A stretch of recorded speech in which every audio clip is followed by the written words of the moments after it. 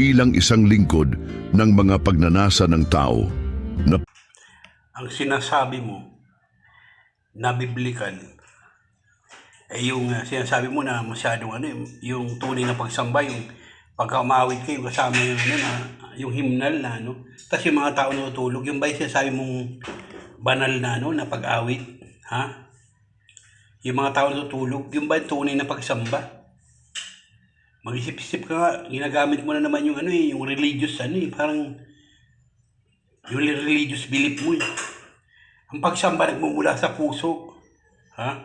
At ang buhay ng tao pagka sumasamba na babago, hindi yung nagiging religious lang, babalik sa ha?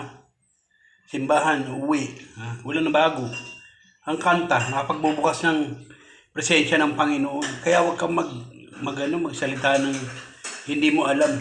At emotion, sasabihin mo emotion.